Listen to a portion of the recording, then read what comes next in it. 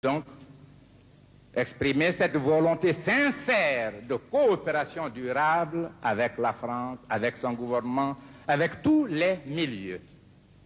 Mais nous ne venons pas tendre la main. Nous ne quémanderons jamais. Nous nous comporterons toujours en homme responsable, en peuple responsable et digne.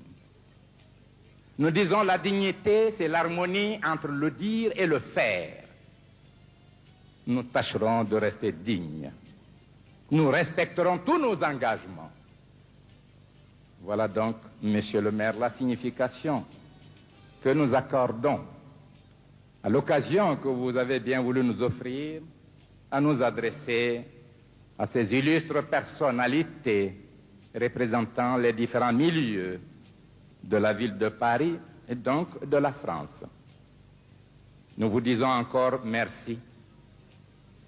Nous vous disons, jugez-nous par nous-mêmes et non parce qu'on dit de nous.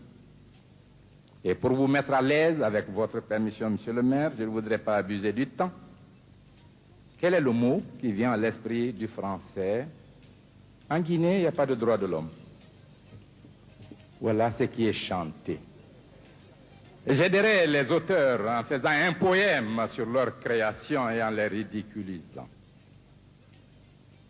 Je vous assure, au nom de tout ce qui m'est cher, de mes grands-parents qui ont symbolisé la résistance africaine, de moi-même qui ai dirigé, organisé cette résistance jusqu'à l'indépendance, en tant que leader des syndicats, leader des jeunes, jamais un homme en Guinée n'a été poursuivi pour raison politique, raison de délit de presse, raison de délit de parole. Si vous lisez mes thèses philosophiques, pour moi, il n'y a pas de raison d'État.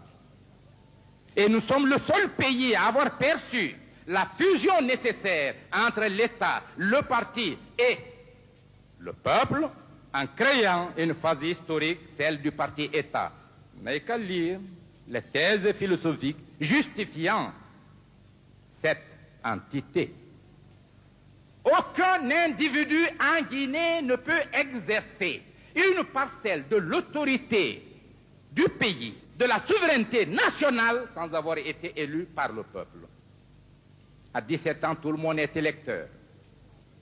Aucune loi ne peut être votée par le Parlement guinéen sans avoir été soumise sous forme de projet à tous les villages, à tous les quartiers, pour que le peuple le discute, en détermine d'abord la moralité, en laissant au Parlement le soin de donner la forme régulière à la loi.